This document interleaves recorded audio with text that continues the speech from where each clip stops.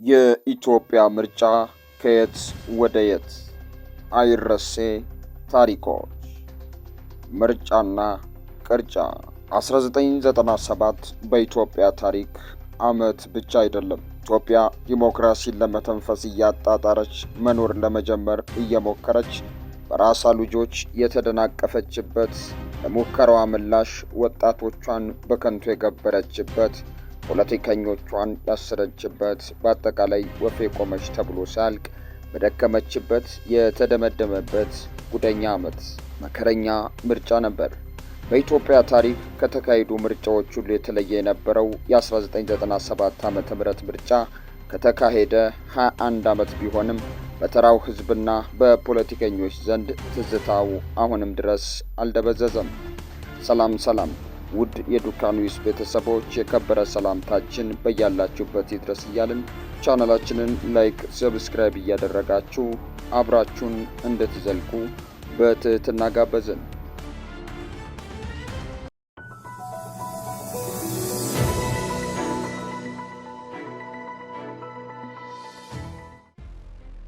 የወታደራዊው መንግስት ከተወገደ በኋላ ለአራተኛ ጊዜ የተካሄደው ሀገራዊ ምርጫ የታክሲና የጎዳና ላይ ፖለቲካ ውይይቶች የተሟሟቁበት፣ በመስቀል አደባባይ ታላላቅ የህዝብ ሰልፎችን ያስተናገደበት፣ የውጭና የሀገር ውስጥ ታዛቢዎች በመላ ሀገሪቱ ምርጫውን ለመታዘብ የተሯሯጡበት ነበር። በወቅቱ የሀገሪቱ የምርጫ ቦርድ በሰጠው መግለጫ 26 ሚሊዮን ህዝብ በመራጭነት መመዝገቡን፣ 32 የፖለቲካ ፓርቲዎች በጋራ 3 ሚሊዮን 119,194 እጩ ማቅረባቸውን ይፋ አድርገዋል። ትናንሽ ግን ብዙ ፓርቲዎች ባሉበት ሀገር ተጽዕኖ ለመፍጠር መተባበር ወይም መሰባበር የሚል ጠንካራ ግፊት ስለገጠማቸው የኢትዮጵያ ዲሞክራሲያዊ ኃይሎች ህብረትና ቅንጅት ለአንድነትና ለዲሞክራሲ የተባሉ ጥምረቶች ኢህአዴግን ለመፎካከር በዋናነት የቀረቡበት ጊዜ ነበር። የአሁኑ የትምህርት ሚኒስቴር ፕሮፌሰር ብርሃኑ ነጋ፣ ፕሮፌሰር መስፍን ወልደማርያም፣ ልደቱ አያሌው፣ ኃይሉ ሻውልና ያዕቆብ ኃይለ ማርያም በቅንጅት ለአንድነትና ለዲሞክራሲ ስር ተሰባስበው ነበረ። ፕሮፌሰር በየነ ጴጥሮስና ፕሮፌሰር መራራ ጉዲና ደግሞ በህብረት ጥላ ስር ተሰባሰቡ። እነዚህ ሁለት ትልልቅ የፖለቲካ ፓርቲዎች ስብሰባ የድጋፍ መሰረታቸው የተለያየ ነበር።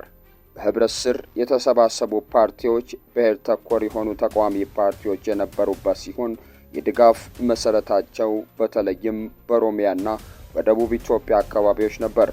ቅንጅት ደግሞ 4 ሀገር አቀፍ ፓርቲዎች በጋራ በመሆን የመሰረቱትና አብዛኛው የድጋፍ መሰረቱ በዋናነት በከተሞች አካባቢ ነበር። የ1997 አራተኛው አስገራሚው ምርጫ በአንድ ፓርቲ የበላይነት ተይዞ የነበረውን የአገሪቱን ስልጣን የበለጠ ፉክክር የሚታይበትና ወደ ብዙሃ ፓርቲ ዲሞክራሲ ሽግግር የሚደረግበት ይሆናል ብሎ አብዛኛው መራጭ ይጠብቅ ነበር። በኢህአዴግና በተቃዋሚዎች ዋና ከተማዋን አዲስ አበባን ጨምሮ በተለያዩ ክልል ከተሞች በሚያዝያ ወር የመጨረሻ ቀናት የተደረጉት የምርጫ ቅስቀሳ የድጋፍ ሰልፎች በድምፅ መስጫ ቀን ላይ የሚፈጥረውን ለማየት ሁሉም በጉጉት እንዲጠብቅ አድርጓል። በወቅቱ ኢህአዴግ፣ ቅንጅት እንዲሁም ህብረት የሚያካሂዷቸው የምርጫ ክርክሮች በቴሌቪዥን የቀጥታ ስርጭት ሲተላለፉ ሺዎች የቴሌቪዥን መስኮታቸው ላይ አይናቸውን ተክለው ጆሮአቸውን ሬዲዮኖች ላይ ለጥፈው ያዳምጡ እንደነበር በወቅቱ በህብረት ፓርቲ ስር ተወዳዳሪ የነበሩት ፕሮፌሰር መረራ ጉዲና ያስታውሳሉ። በተቃዋሚዎችና በገዢው ፓርቲ መካከል የተካሄዱት የምርጫ ክርክሮች እንደ ተከታታይ ድራማ በጉጉትና በቀጠሮ ይጠበቁ ነበር ይላሉ። በሚያዝያ 29 1997 ዓ.ም ኢህአዴግ በአዲስ አበባ ያደረገውን ህዝባዊ የድጋፍ ሰልፍ ተከትሎ የኢህአዴግ ሊቀመንበርና የወቅቱ ጠቅላይ ሚኒስትር መለስ ዜናዊ መስቀል አደባባዩን የድጋፍ ሰልፍ ህዝባዊ ማዕበል ሲሉ ጠርተውታል። ከነገ ጀምሮ ለአንድ ወር ሰልፍና ከቤት ውጭ የሚደረግ ህዝባዊ ስብሰባ የተከለከለ መሆኑን በዚህ አጋጣሚ ለማሳወቅ ወዳለሁ። የህዝቡን ውሳኔ በትዕግስትና በጸጋ ለመቀበል ባለመፈለግ ይህን መመሪያ ተላልፎ በሚገኝ ክፍል ላይ የጸጥታ አስከባሪ ኃይሎች ጥብቅ እርምጃ እንዲወስዱ መመሪያ ተላልፏል። በማግስቱ ሚያዝያ 30 1997 በአዲስ አበባ ቅንጅትን በመደገፍ አደባባይ የወጡ የከተማ ነዋሪዎች ወጣቶች ቁጥር እጅግ ከፍተኛ ስለነበር በንጽጽር ሱናሚ የሚል ቅጽም ተሰጥቶት ነበር። የምርጫ 97 በከተሞች በወጣቶችና በአርሶ አደሮች ዘንድ ከፍተኛ የለውጥ መንፈስ የታየበት እንደነበር የፕሮፌሰር መረራ ጉዲና ለቢቢሲ ተናግረው ነበር።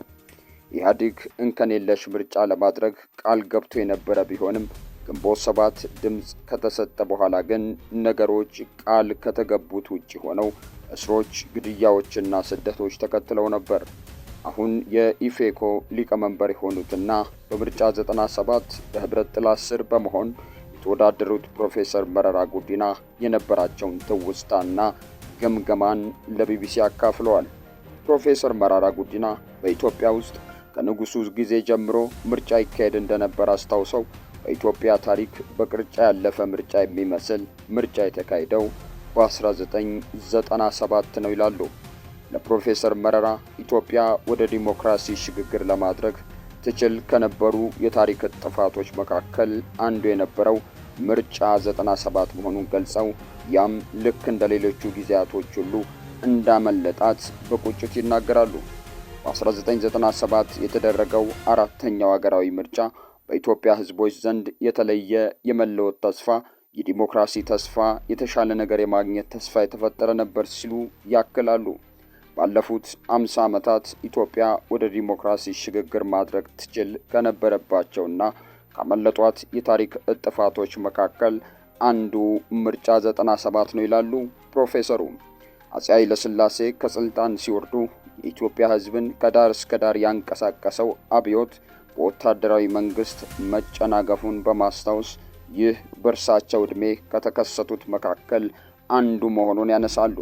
ከዚያም በመቀጠል ደርግ ከስልጣን ሲወርድ ዲሞክራሲ ስርዓት ይመሰረታል፣ ከታሪክ ተምረን አዲሲቷን ኢትዮጵያ ትፈጠራለች ብለን ተስፋ አድርገን የነበረ ቢሆንም ይህም በኢህአዴግ መሪዎች መክሸፉን ይገልጻሉ።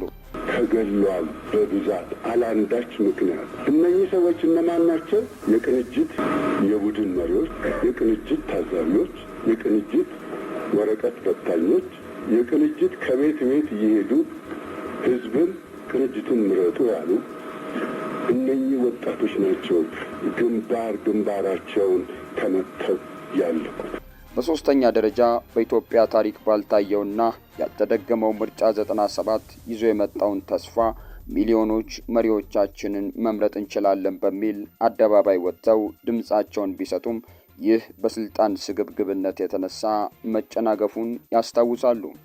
አራተኛው ደግሞ በ2010 ኢህአዴግ ከስልጣን ሲወርድ ዲሞክራሲ ሽግግር ለማድረግ እድል አመለጠን ይላሉ። ምርጫ 97 ለምን ተጨናገፈ? የሚጠበቀውን ውጤት ለምን ሳያመጣ ቀረ? የሚለውን ጥያቄ ፕሮፌሰር መረራ ሲመልሱ ኢህአዴግ የስልጣን ስስት የፈጠረው መሆኑን ይጠቅሳሉ።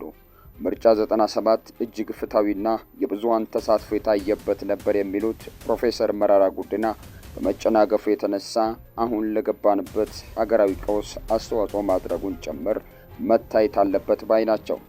ኢህአዴግ በወቅቱ የተቃዋሚ ከተማዎች ውስጥ እንጂ ሰፊው የሀገሪቱ የገጠር አካባቢ ላይ ብዙ ግንኙነት የላቸውም ይል እንደነበር አስታውሰው ቅጣጣ የፖለቲካ ስስት ምርጫ 97 ፈጥሮት በነበረው ተስፋ ሁሉን አጨናገፈው ሲሉ ይቋጫሉ።